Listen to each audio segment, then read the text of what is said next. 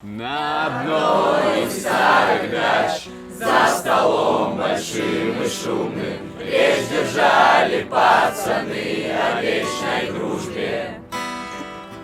Дым по кругу и до дна стаканы, все клялись друг другу своих не забывать, вместе идти, вместе до конца слова.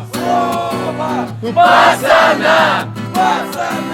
Не понять тому, кто не бежал от местных с перебитым носом, пьяный по дворам. Нужно расстаться нам, но на время, значит ненадолго, может на неделю, но точно не навсегда. О-о-о-о-о!